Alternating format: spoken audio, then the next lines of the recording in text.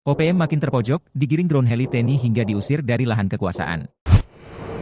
TNI balik menguasai Bandara Agandu Gume di Distrik Agandu Gume, Puncak Papua Tengah, Jumat, 5 Juli 2024, kini mengerah pasukan khusus melakukan pengejaran. Goliat Tabuni dan anak buahnya dipukul mundur. Pelarian mereka digiring oleh drone dan heli yang dikerahkan TNI sebagaimana pengakuan dari Jubir OPM Sebbi Sambom.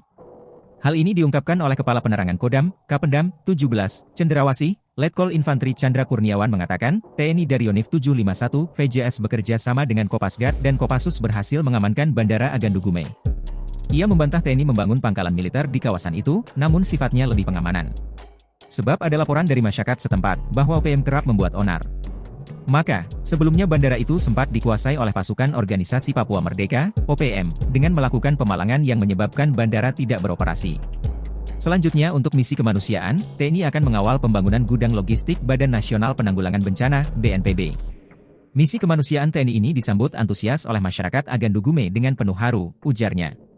Mereka menyambut kedatangan prajurit Yonif 751 VJS karena selama ini mendapat ancaman dan teror dari OPM, bahkan tidak terdukung logistik kebutuhan pokok untuk kebutuhan sehari-hari, karena bandara dikuasai OPM, kata Kapendam.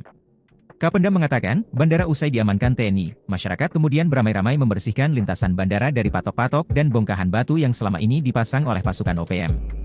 Seperti diberitakan sebelumnya, juru bicara, Jubir, Tentara Pembebasan Nasional Papua Barat, TPNPB, sayap militer OPM, Sebbi Sambom, menyampaikan bahwa di wilayah distrik Ilaga sejak Kamis, 27 Juni 2024 telah terjadi pengerahan pasukan militer dari Mimika. Terjadi penurunan pasukan militer dari Timika ke Ilaga dengan senjata, bom dan logistik perang memasuki Kabupaten Puncak, kata Sebbi dalam keterangannya pada Kamis, 4 Juli 2024. Kemudian pada Jumat, 28 Juni 2024, aparat militer dengan peralatan perang dari Ilaga tujuan ke distrik Agandu Gume dikerahkan untuk membangun pos dan gudang logistik dalam misi pertahanan negara membendung pergerakan pasukan TPNPB OPM.